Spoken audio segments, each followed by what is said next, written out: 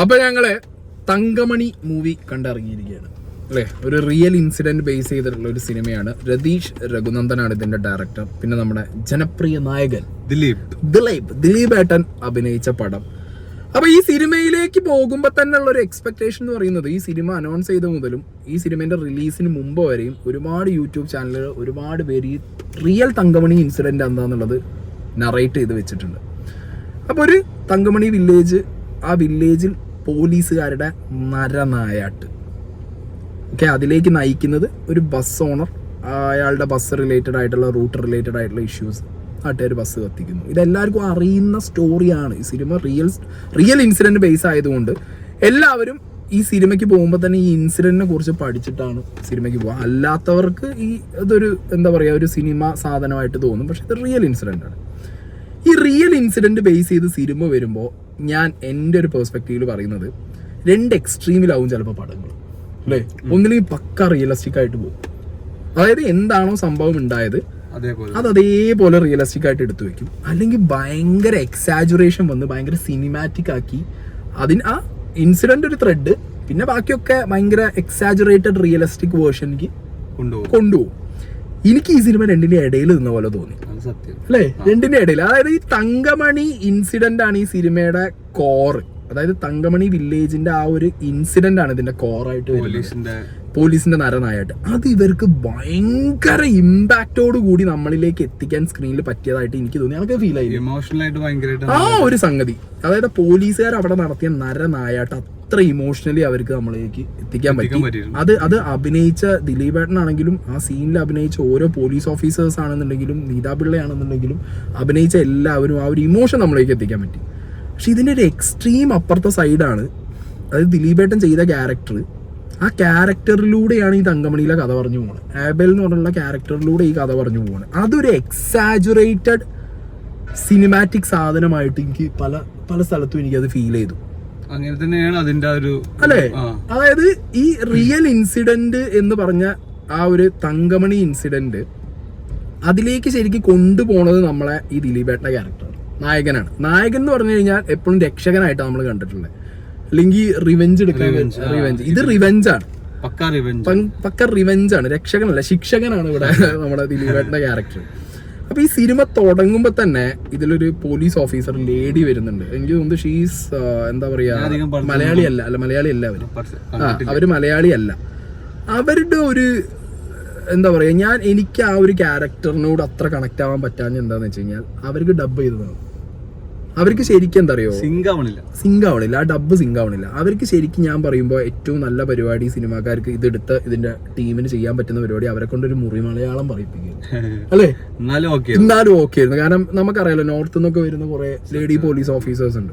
അപ്പൊ അത് പറയിപ്പിച്ചിരുന്നെങ്കിൽ ഒന്നും കൂടി ഒരു ഇമ്പാക്ട് അവിടെ ഉണ്ടായിരുന്നു. ഇത് പലപ്പോഴും അവരെ ലിപ്പും ബാക്കിലെ മറ്റേ ഡബും ഒരു സുഖം കിട്ടിയില്ല.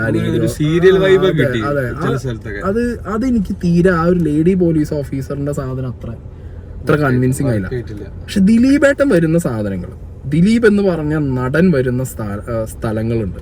അതായത് ദിലീപിന്റെ ഒരു ഇപ്പൊ നടക്കുന്ന, അതായത് തങ്കമണിയിൽ ആ കഥയിൽ പ്രസന്റ് എന്ന് പറഞ്ഞ് നടക്കുന്ന സിറ്റുവേഷനിൽ വരുന്ന ദിലീപും, പിന്നെ തങ്കമണി ഇൻസിഡന്റ് നടക്കുന്ന സമയത്ത് ഉണ്ടായിരുന്ന പാസ്റ്റുള്ള ദിലീപ് എന്ന് പറഞ്ഞ നടൻ പ്രീവിയസ് ഇപ്പൊ കുറെ സിനിമകളൊക്കെ കണ്ട സമയത്ത് എനിക്ക് തോന്നിയിരുന്നത് എന്താ ഇങ്ങനെ പോണേ. പക്ഷെ ഇതിൽ അങ്ങേരെ പണി കൃത്യമായി ചെയ്തിട്ടുണ്ട്. അങ്ങേർക്ക് കൊടുത്ത പരിപാടി അങ്ങേര് വെടിപ്പായിട്ട്, നല്ല വെടിപ്പായിട്ട്.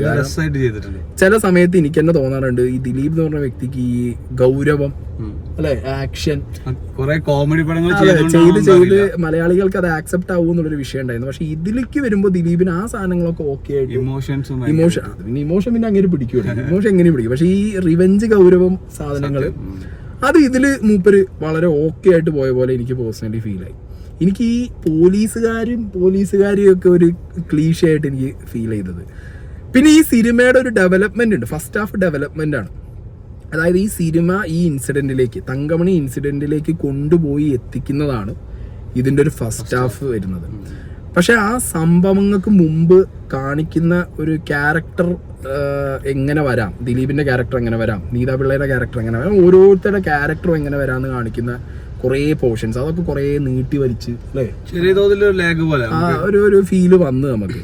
പക്ഷെ അതിനിടയിൽ പാട്ട്, സാധാരണ പാട്ട് വരുമ്പോൾ വളരെ ലാഗ് അടിക്കാറാണ്. പക്ഷെ ഇതിലെ പാട്ട് കുറച്ചല്ലേ ഒരു കണക്ട് നല്ല രസമായിട്ട് അങ്ങനെ പോയി. സ്റ്റോറി ബേസ് ആയിട്ട് നല്ല രസമായിട്ട് പോയി. പിന്നെ പഴയ കാലഘട്ടം കാണിച്ചതിലും ലൊക്കേഷൻ കിടിലാണ്. ലൊക്കേഷൻ കിട്ടില്ല. പക്ഷെ ദിലീപേട്ടന് വെച്ച വിഗൊക്കെ വളരെ അല്ലേ നാടകീയമായ വിഗ്. അത് ഞാൻ പറയുമ്പോൾ മലയാള സിനിമയിൽ മാറേണ്ടത് അതൊക്കെയാണ്. ഈ വിഗൊക്കെ സെലക്ട് ചെയ്യുമ്പോഴും വെക്കുമ്പോഴും കോസ്റ്റ്യൂം പിന്നെയും ഓക്കെയാണ്. കാരണം പഴയ കാലഘട്ടം കിട്ടുക 1986 ഒക്ടോബർ 22, 23, 24 തീയതികളിൽ നടന്ന സംഭവം എന്നൊക്കെ പറയുമ്പോൾ അത് പുൾ ഓഫ് ചെയ്യാൻ കുറച്ച് പാടായിരിക്കും. പക്ഷെ ഈ വിഗൊക്കെ വെക്കുന്ന സമയത്ത് നമുക്ക് ഒട്ടും ക്ലീശ തോന്നാതെ വെച്ച് കഴിഞ്ഞാൽ കുറച്ചും കൂടി അല്ലേ ബെറ്റർ ആയിരിക്കും. എനിക്ക് വിഗിന്റെ ആവശ്യം ഉണ്ടായിരുന്നു. ഭയങ്കരമായിട്ട് ഇതിൽ പല കാര്യങ്ങളും ചെയ്ത പോലെ തോന്നുന്നുണ്ട്. ഫൈറ്റിനിടയിൽ പ്രോപ്പർട്ടീസ് പൊട്ടുമ്പോഴൊക്കെ കറക്റ്റ് കാർഡ്ബോർഡ് പൊട്ടണ പോലത്തെ ഫീലൊക്കെ വന്നു ഇല്ലേ. പല സാധനങ്ങളും എനിക്ക് അങ്ങനെ ചെടിച്ചട്ടിയൊക്കെ പൊട്ടുന്ന സമയത്ത് കാർഡ്ബോർഡിന്റെ പീസാണ് പൊട്ടിത്തെറിച്ച് പോണ പോലെ. അപ്പൊ അത് ഞാൻ പറയുന്നത് ഇത്രയും വലിയ ക്യാൻവാസിൽ ഒരു സിനിമ എടുക്കുമ്പോൾ അതൊക്കെ കുറച്ചും കൂടി ഒന്ന് റിയലിസ്റ്റിക് ആയിട്ടുണ്ടെന്നുണ്ടെങ്കിൽ ഒന്നും കൂടി അടിപൊളിയാക്കാമായിരുന്നു. അപ്പൊ ഫസ്റ്റ് ഹാഫ് എന്ന് പറയുന്നത് ഈ സിനിമയുടെ ഒരു ബിൽഡപ്പും ഇങ്ങനെയാണ് പോയി. അപ്പൊ അതില് വില്ലനായിട്ട് വരുന്നത് നമ്മളെ കുറെ കാലത്തിന് ശേഷമാണ് അല്ലെ, മറ്റേ മനോജ് കെ ജയനെ കാണുന്നത്. വില്ലനായിട്ട് മനോജ് കെ ജയനാണ് നന്നായിട്ട് നല്ല അധികം ഡയലോഗും കാര്യങ്ങളൊന്നും അങ്ങേരിക്കില്ലെങ്കിലും അങ്ങേര ആ ഒരു വില്ലൻ സാധനല്ലേ അത് അങ്ങേര് പിടിക്കും. അങ്ങനെ കണ്ണു തന്നെ അങ്ങേര് ഇങ്ങനെ പിടിക്കും. ആ സാധനം ഇങ്ങനെ പിടിക്കും. ഫാൻ്റെ അങ്ങനെ സാധനം പിടിക്കും. പക്ഷെ ഞാൻ പറയുന്നത് വില്ലൻ എന്ന് പറയുമ്പോൾ ആ വില്ലന് കുറച്ചും കൂടി ഒരു ഇതിൽ വില്ലൻ പോലീസാണ്, അങ്ങേരല്ലെങ്കിലും പോലീസായിട്ട് വരുന്നവരാണ് ഇതിൽ വില്ലന്മാര്. പക്ഷെ സ്റ്റിൽ ഞാൻ പറയുന്നത് അങ്ങേരെ കുറച്ചും കൂടി അല്ലേ കൂടി ഒന്ന് സെറ്റ് ആക്കാമായിരുന്നു. അങ്ങനെയാണെങ്കിൽ ഫസ്റ്റ് ഹാഫ് സ്ക്രീൻ ടൈം കൊടുത്താൽ അതെ ഫസ്റ്റ് ഹാഫ് ഒന്നും കൂടി ഒന്ന് കത്തിയിട്ടുണ്ടാവും. സെക്കൻഡ് ഹാഫിലേക്ക് വരുമ്പോഴാണ് തങ്കമണി ഇൻസിഡന്റ് വരുന്നത്. അത് സത്യത്തില് ഞാൻ ഫസ്റ്റ് ഹാഫ് കണ്ടപ്പോൾ ഇതെന്താ ഇങ്ങനെ പോണേന്ന് വിചാരിച്ചപ്പോൾ ആ ഇന്നെ കൊണ്ട് മാറ്റി ചിന്തിപ്പിച്ചു സെക്കൻഡ് ഹാഫിലെ തങ്കമണി ഇൻസിഡന്റ്. കാരണം അത് ഭയങ്കരമായിട്ട് നമുക്ക് ഫീൽ ചെയ്യിക്കാൻ ഇതിൻ്റെ ഡയറക്ടർക്കും അതിൻ്റെ മ്യൂസിക്കിനും അത് ചെയ്ത് വെച്ച് ആ പരിപാടികളെ കൊണ്ട് പറ്റി. ഓക്കെ, അത് അങ്ങനെ തന്നെയാണ് തങ്കമണിയിൽ നടന്നതെന്നുണ്ടെങ്കിൽ അല്ലേ സത്യം. ഫസ്റ്റ് ഹാഫ് കുറച്ച് ലാഗ് ആണെങ്കിലും സെക്കൻഡ് ഹാഫ് നമ്മൾ അവിടെ പിടിച്ചിരുത്തി. പക്ഷെ ആ തങ്കമണി ഇൻസിഡന്റ് കഴിഞ്ഞതിന് ശേഷം, അതായത് towards the end of the movie, വീണ്ടും എന്തായി ഒരു വലിച്ചിലേക്ക് അങ്ങോട്ട് നാടകീയത അതിനാടകീയതയിലേക്ക് പോലീസ് ഓഫീസർ അതെ ആ പോലീസ് ഓഫീസറിന്റെ അത് ഞാൻ പറയുമ്പോ അത് നമ്മളിവിടെ തന്നെയുള്ള ഏതെങ്കിലും മലയാളികളോ അല്ലെങ്കിൽ അവരെ പുറത്തുനിന്ന് ഒരാളെ കൊണ്ടുവരുമ്പോ അവരുടെ ശബ്ദത്തിൽ തന്നെ ചെയ്താൽ മതി. ഒരു മുറി മലയാളം പറഞ്ഞ് പോയാൽ മതിയായിരുന്നു, അങ്ങനെ പിടിച്ചാൽ മതി. പിന്നെ അതിലെ ഈ സിനിമയിലെ പ്രസന്റ് കാലഘട്ടം നടക്കുന്നത് എനിക്ക് തോന്നുന്നത് 2007, 2009, 2010 അതിൽ ഉപയോഗിച്ച വണ്ടി, ഫോണ്, 6600 ഫോണ്, വണ്ടി, സ്കോർപിയോ. അപ്പൊ അതില് പ്രസന്റ് എന്ന് പറയുന്നത് ആ കാലഘട്ടമാണ്. ആ കാലഘട്ടത്തിലെ പ്രസന്റിലാണെങ്കിലും കുറച്ചും കൂടി ഒരു ഡീറ്റെയിലിംഗ് വരായിരുന്നു അല്ലെ. അതില് കുറച്ചും ഡീറ്റെയിലിംഗ് ആണെന്ന് ഇത് ആളുകൾ കൺഫ്യൂസ് ആയി പോകും. ഇപ്പോഴാണോ പണ്ടാണോ എപ്പോഴാണോ, അതെ ചെറിയൊരു കൺഫ്യൂസിങ് ആയി പോകും അത്.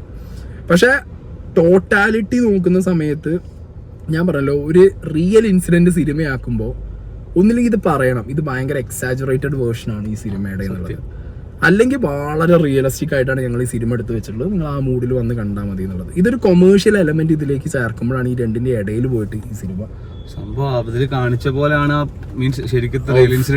പറയാല്ലോ, കാരണം കേരള പോലീസ് അങ്ങനെയൊക്കെ ചെയ്ത് തങ്കമണിയിലെ ആൾക്കാർ ചെയ്തെന്നുണ്ടെങ്കിൽ ഉണ്ടല്ലോ, അത് എന്നിട്ട് സിനിമയിൽ തന്നെ പറഞ്ഞു വെക്കുന്നുണ്ട്. പിന്നെ എല്ലാവരും റിയൽ സ്റ്റോറിയിലും പറയുന്നുണ്ട് ഇതില് ഇൻവോൾവ് ആയ പോലീസുകാർക്കൊന്നും പ്രത്യേകിച്ച് ഒന്നും പറ്റിയിട്ടില്ല, അവര് പിന്നെ ഇറങ്ങി നടന്നു, പ്രമോഷൻ കിട്ടി, സുഖമായിട്ട്. അപ്പോഴൊക്കെ ചിലപ്പോ നമ്മള് റിയൽ തങ്കമണി ഇൻസിഡന്റിൽ ചിലർ ആലോചിച്ചു പോകും, ദിലീപിനെ പോലെ ഒരു ക്യാരക്ടർ വന്നിരുന്നെങ്കിൽ. എനിക്ക് ഇതെന്താ ഇതൊരു ഓർമ്മപ്പെടുത്തൽ പോലെയൊക്കെ തോന്നുന്നുണ്ട്. എന്താണ് അവര് ആലോചിച്ചെന്ന് അറിയില്ല. പക്ഷെ അല്ല, അവര് ഈ സിനിമയിലൂടെ അവര് പറയാൻ വിചാരിച്ചത് ഇങ്ങനൊരു നരനായാട്ട് നടക്കുമ്പോ ഒരാള് വരും, കർമ്മ എല്ലാരെയും കൂടി അടിക്കണ പോലെ ഒരുത്തം വന്ന് അടിക്കുന്നതാണ്. പക്ഷെ ഞാൻ പറഞ്ഞല്ലോ, അത് ഈ സിനിമാറ്റിക് എക്സാജുറേഷൻ വരുന്ന സ്ഥലങ്ങളിൽ ഈ സിനിമ എനിക്കൊരു ഡൗൺ ഗ്രാഫും, റിയൽ ഇൻസിഡന്റ് വരുന്ന സമയത്ത് പൊങ്ങിയാണ് പടം നിൽക്കുന്നത്. ഇനി പെർഫോമൻസുകളിലേക്ക് വരുമ്പോൾ സിദ്ദിഖ് വളരെ കുറച്ച് സമയം ഉണ്ടായിരുന്നുള്ളൂ, ഉള്ളത് അയാൾ വെടിപ്പാക്കൂടി. അങ്ങനെയാണ് അല്ലേ, എല്ലാ സിനിമയിലും അങ്ങേരുള്ള സമയം അങ്ങേര് വെടിപ്പാക്കി വിടും. പിന്നെ ഞാൻ ദിലീപേട്ടൻ്റെ കേസ് ഞാൻ പറഞ്ഞു, സുദേവ് നായർ പ്രത്യേകിച്ച് ഒന്നും ചെയ്യാനില്ല ഈ പടത്തിനകത്ത്, കുറെ കലിപ്പിട്ട് നിൽക്കുന്നു എന്നല്ലാതെ അല്ലേ, വേറെ ഒന്നും അങ്ങേർക്ക് ചെയ്യാനില്ല. അത് ആ വഴിക്ക് അങ്ങനെ പോയി. പിന്നെ നമ്മളെ ജോൺ വിജയ് പോലീസ്, അയാളും എല്ലാ സിനിമയിലും എന്താണോ അത് അതേപോലെ മൂപ്പരോട് ദേഷ്യവും. അതെ. പിന്നെ പ്രണീത, അതാണ് ആ പോലീസ് ഓഫീസറുടെ പേര്.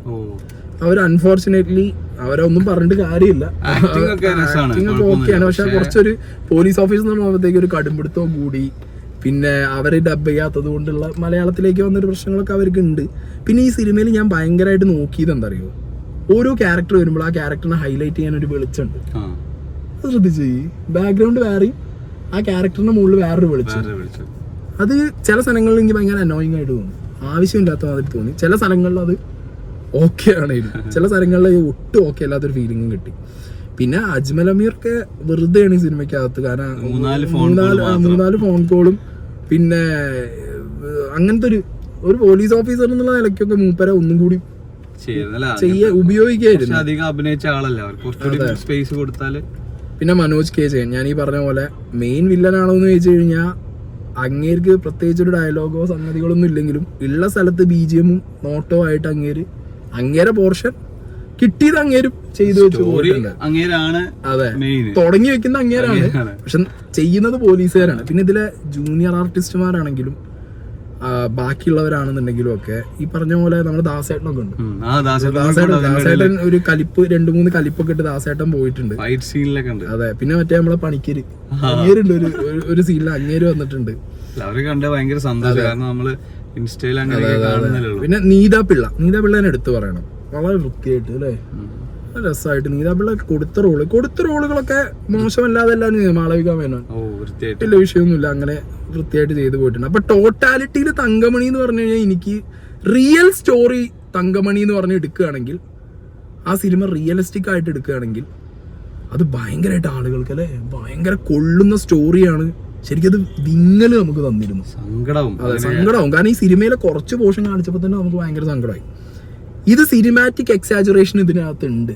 ഒരു എന്താ പറയാ, റിവെഞ്ച് എടുക്കാൻ വരുന്ന ഒരു വില്ലൻ പോലത്തെ നായകൻ, ശിക്ഷകൻ നായകൻ ഈ പറഞ്ഞ പോലെ എന്താ പറയാ, കുറച്ചൊരു എക്സാജുറേറ്റഡ് സാധനം അയാളെ കണ്ണിലൂടെയും പോകുന്ന സമയത്ത് ചിലപ്പോൾ ചിലർക്ക് എന്താ ഒരു ക്ലീഷ അടിക്കും ഈ സാധനം.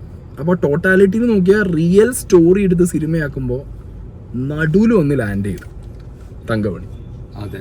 ആൻഡ് ഇതൊരു right time on right place in theatres എന്ന് ചോദിച്ചു കഴിഞ്ഞാൽ കുറേ സിനിമകൾ ഭയങ്കര സക്സസ്ഫുൾ ആയിട്ട് ഓടിക്കൊണ്ടിരിക്കുന്നതിന്റെ ഇടയിൽ പോയിട്ട് ഇത് ചാടുമ്പോൾ മോസ്റ്റ്ലി അത് ഈ സിനിമയ്ക്ക് ഒരു ഇമ്പാക്ട് വരാൻ ഞാൻ ചാൻസ് കാണുന്നുണ്ട്. കാരണം ഇതൊരു റൈറ്റ് ടൈം ആണോ എന്ന് ചോദിച്ചു കഴിഞ്ഞാൽ അത് സിനിമാക്കാർക്ക് ഒന്നും ചെയ്യാൻ പറ്റില്ല, തങ്കമണിയുടെ ടീമിന് ഒന്നും ചെയ്യാൻ പറ്റില്ല. കാരണം അവർ പോലും പ്രതീക്ഷിക്കുന്ന കാണില്ല ഇപ്പുറത്ത് ഇത്രയും ഹൈപ്പിൽ ഒരു 3-4 സിനിമകൾ, ഒന്നല്ല ഒരു സിനിമയാണെങ്കിലും കുഴപ്പമില്ല, 3-4 സിനിമകൾ ഹൈപ്പിൽ ഓടുമ്പോൾ ഈ ഒരു ടൈം, കാരണം അവർ ഷെഡ്യൂൾ ചെയ്യുന്നത് അങ്ങനെയാണ് സിനിമകൾ. അപ്പോൾ അവരുടെ സിനിമ ഷെഡ്യൂൾ ചെയ്ത് വന്നത് ഇപ്പോഴാണ്. അപ്പോൾ എന്താണെങ്കിലും as a whole package Thankamani for me, ആ തങ്കമണി റിയൽ ഇൻസിഡന്റ് അവർ കാണിച്ച സിനിമയിൽ കാണിക്കാനുള്ള ഒരു എഫേർട്ട്, ആ ഒരു കാണിച്ച സാധനവും വെച്ചിട്ട് ഞാൻ ഈ സിനിമ എന്ത് ചെയ്യുന്നു, I rate this as an average for me അല്ലേ. ഡെഫിനറ്റ്ലി ആ തങ്കമണി അവർ കാണിച്ചു തന്ന സ്റ്റോറി, കാണിക്കാനെടുത്ത എഫേർട്ടിന് ഞാൻ ഈ സിനിമ ഒരു തിയേറ്റർ മസ്റ്റ് വാച്ച് എന്ന് പറയും. ആ ഒരു സംഗതിക്ക് ഇൻസിഡന്റ് അത് നമ്മൾ അറിഞ്ഞിരിക്കണം. കാരണം എന്താ പറയാ, നമ്മുടെ നാട്ടിൽ ഇപ്പോഴും ഒരു പോലീസ് രാജ് വരുന്നുണ്ട്, ഇപ്പോഴും ഉണ്ട്. പണ്ട് അതിന്റെ എക്സ്ട്രീം വേർഷൻ ആണെങ്കിൽ ഇപ്പൊ അതിനൊരു ചെറിയ മുട്ടിട്ട് വരുന്നുണ്ട്. ഈ പോലീസ് രാജിലേക്ക് കൊണ്ടുപോകുന്നത് ഇവിടുത്തെ ഭരണകൂടമാണ്. നമ്മളിത് കാണണം, ഇങ്ങനെയൊക്കെയാണ് പോലീസ് രാജ് വന്നാൽ ഉണ്ടാവുക. നാളെ നമ്മളും എന്തല്ല സേഫ് അല്ല എന്നുള്ളൊരു സംഗതി അത് ഈ സിനിമയിൽ പറഞ്ഞു വെക്കുന്നുണ്ട്. അത് ഇപ്പോഴത്തെ ഒരു പൊളിറ്റിക്കൽ സൊസൈറ്റിയിലെ സിനാരിയോ ഒക്കെ വെച്ച് പോലീസുകാരുടെ കുറെ ഉടായ്പ പരിപാടിയൊക്കെ വെച്ചിട്ട്, ഞാൻ എല്ലാ പോലീസുകാരെയും പറയുന്നില്ല, ചില ആളുകൾ ഉടായ്പ പരിപാടിയൊക്കെ വെച്ചിട്ട് ഈ സിനിമ ഒരു ഓർമ്മപ്പെടുത്തൽ ആണ് മലയാളികൾക്ക് അല്ലെ. പക്ഷെ ഞാൻ വീണ്ടും പറയുന്നു, ഒരു സിനിമ ഇത്രയും ബഡ്ജറ്റിൽ ഉണ്ടാക്കുമ്പോൾ നിങ്ങൾ ദയവ് ചെയ്തുള്ള പ്രോപ്പർട്ടീസും വിഗും കാര്യങ്ങളും ഒക്കെ വേറെ റേഞ്ചിക്ക് മാറും, പെട്ടെന്ന് തന്നെ വേറെ റേഞ്ചിക്ക് പോകും. കാരണം അങ്ങനത്തെ നടന്മാരെ കയ്യിൽ കിട്ടിയിട്ടില്ല. എവിടെ നോക്കിയാലും നല്ല നല്ല നടന്മാരും നടിമാരും ഈ പടത്തിനകത്ത്, അതെ കുറേ പേരാണ് ഇതിനകത്തുള്ളത്. അപ്പോൾ ഞങ്ങൾക്ക് ആവറേജ് അല്ലേ, നമുക്കൊരു ആവറേജ് സിനിമയാണ് തങ്കമണി. ആ ഒരു ഇതിന്റെ ഇൻസിഡന്റ് ബേസിസിൽ ആ ഇൻസിഡന്റ് ഉണ്ടല്ലോ, അത് അവർ എടുത്ത് വെച്ചതും അതിൽ അഭിനയിച്ച അതിലൊക്കെ ദിലീപ് കലക്കിയല്ലേ സത്യം. ആ സീനിലൊക്കെ നമുക്ക് തന്നെ ദേഷ്യം വരും. ദേഷ്യവും സങ്കടമൊക്കെ വരും. പക്ഷെ അപ്പുറത്തെ സൈഡ് പോകുമ്പോ വീണ്ടും ഈ പറഞ്ഞ പോലെ എന്നൊരു ഫീലിംഗ് വരുന്നുണ്ട്. അപ്പുറത്തെ സൈഡ് നോക്കാൻ എന്താ ശിക്ഷകൻ സൈഡ് നോക്കണ സമയത്ത്. പക്ഷെ ഗെറ്റപ്പ് കൊള്ളായിരുന്നു, നേരെയൊക്കെ ഇട്ടിട്ട് ഗെറ്റപ്പ് കൊള്ളാം. അതെ, ജീപ്പ് നര ഗെറ്റപ്പ്. പക്ഷെ എഗെയിൻ വിഗിന്റെ കേസൊക്കെ കുറച്ച് ക്ലീശയാണ്, അത് നോക്കണം.